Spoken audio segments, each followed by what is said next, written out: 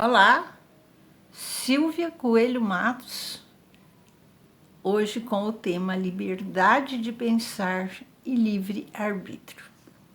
Algumas pessoas acham que elas podem falar o que querem e fazer o que bem entendem.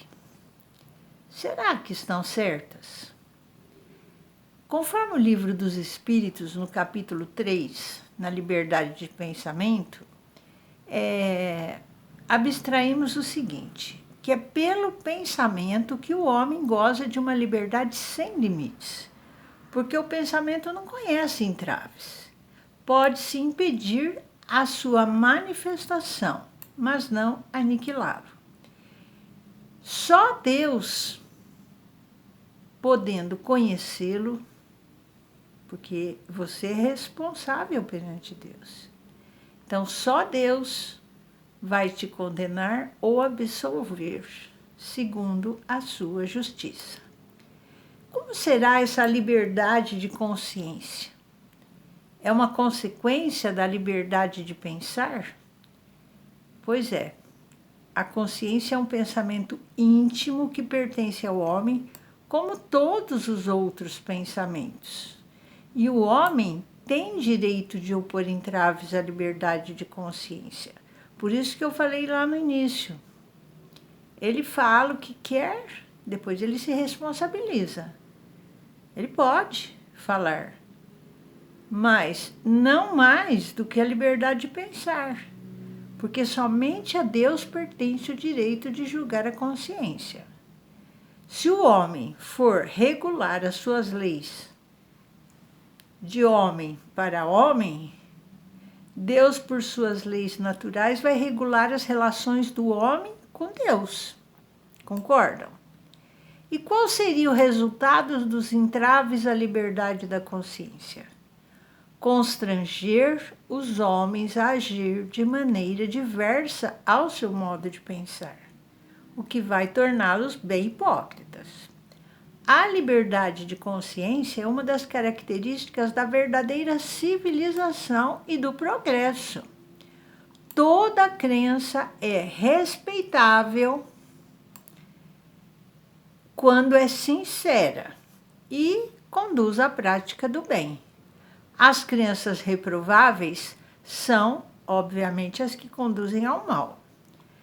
Se somos responsáveis por escandalizar em sua crença aquele que não pensa como nós, será que isso não é faltar com a caridade e atentar contra a liberdade de pensamento?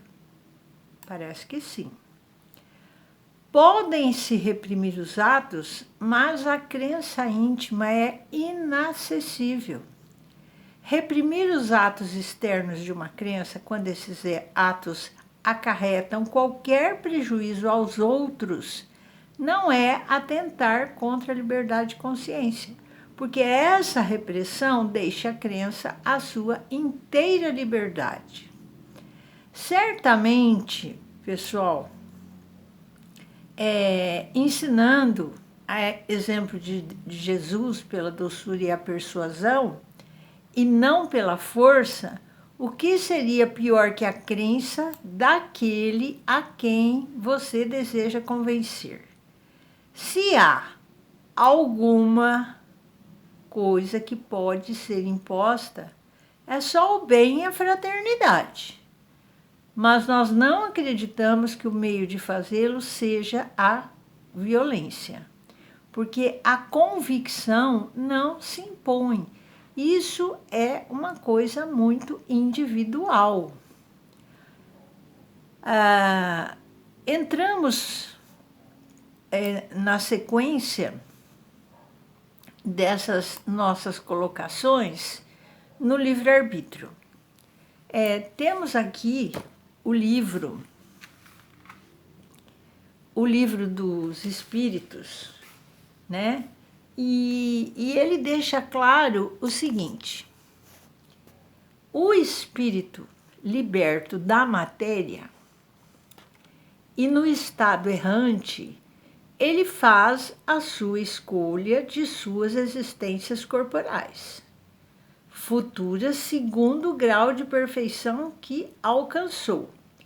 E é nisso que consiste o seu livre-arbítrio. Essa liberdade não é anulada pela encarnação. Se cede à influência da matéria, é porque sucumbe sob as próprias provas que escolheu, e é para ajudá-lo a superá-las que ele pode invocar a assistência de Deus e dos bons espíritos. O que seria? O homem não é fatalmente conduzido ao mal. Os atos que ele realiza não estão antecipadamente escritos.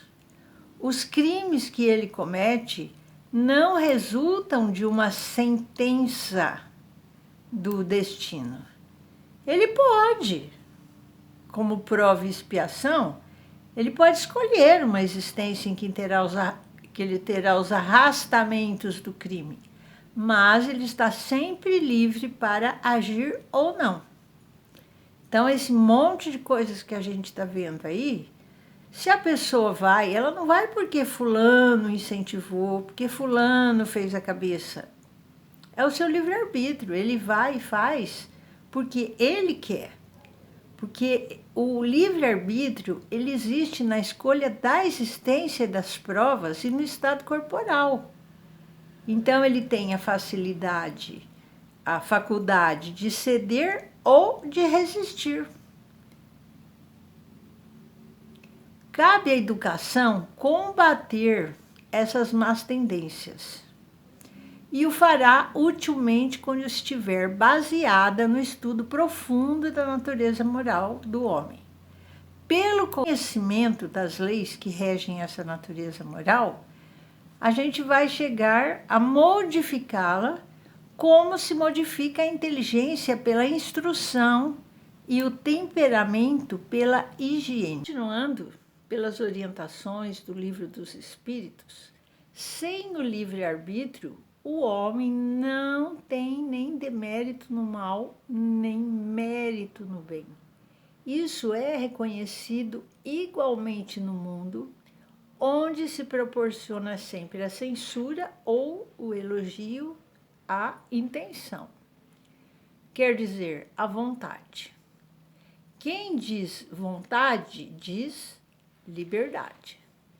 E o homem não saberia procurar desculpa de suas faltas sem abdicar da sua razão e da sua condição de ser humano, para se assemelhar ao animal. Se assim o é para o mal, o será também para o bem.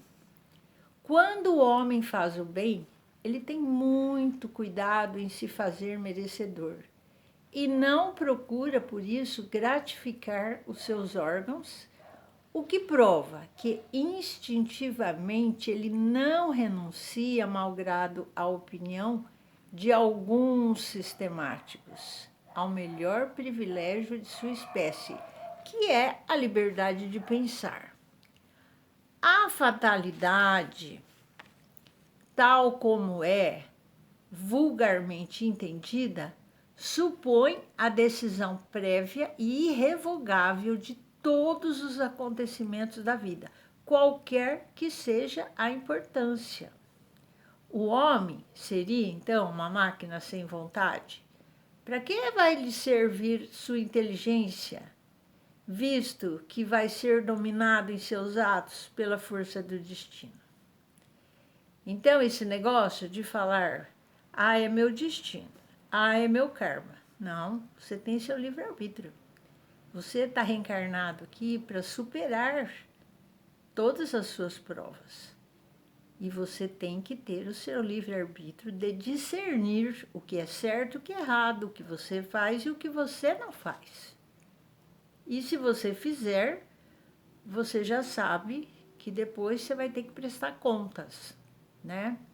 Então, Deus, ele não vai castigar uma criatura por faltas que não dependeu dela cometer, nem a recompensar por virtudes das quais ela não teve o mérito.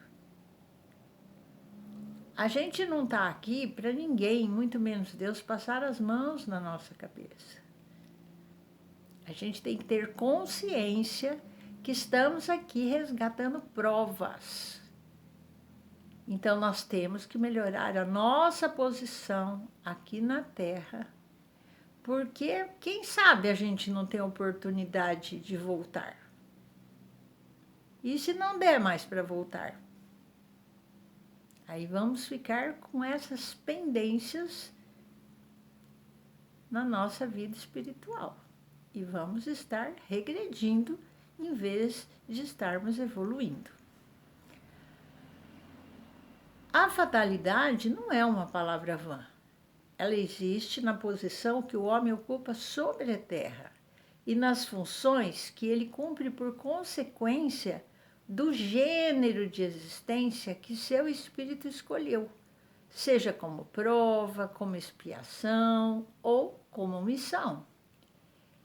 Ele sofre, óbvio que ele sofre todas as vicissitudes dessa existência, sejam tendências boas ou más, mas acontece que a hora que ele chega aqui, se ele tiver um conhecimento espiritual, ele saca logo que tudo que ele está passando são as provas ou expiações.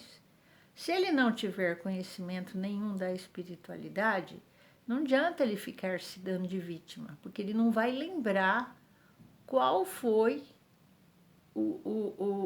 as encrencas que ele se meteu em outras vidas e o porquê que ele está aqui para arrumar todas essas intempéries que ele provocou, né? Porque ele, dentro do seu livre-arbítrio, ele passou do limite. Então, ele fez aquilo que ele não deveria ter feito. E o seu livrinho lá, né, de registros, está bem negativo. Então, ele tem a oportunidade aqui na Terra de arrumar, né, todas essas coisas, entendendo ou não entendendo, está na hora de começar a entender que o seu livre-arbítrio não pode ser um abuso das suas atitudes, fazendo o que quer e falando o que pensa.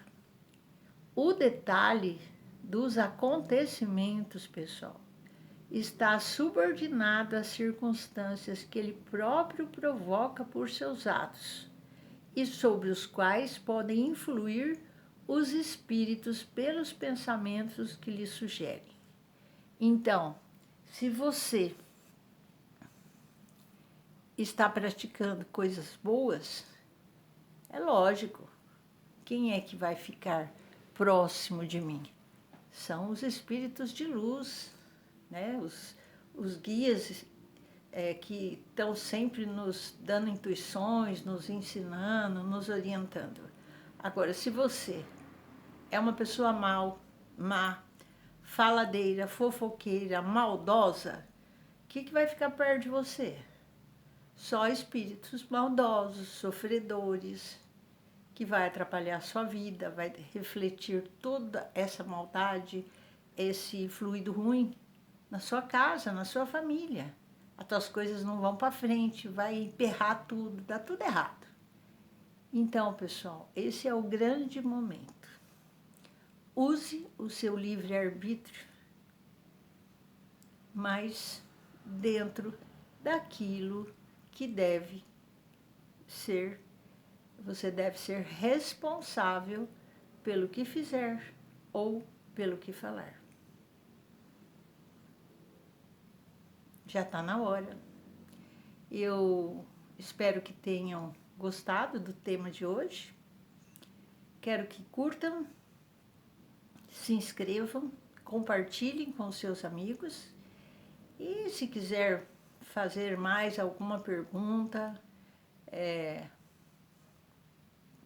dentre os outros mais de 80 vídeos que já divulgamos aqui no canal, pode me mandar uma mensagem no e-mail. Que Deus vos abençoe. Até a próxima e um beijo no seu coração. Até mais.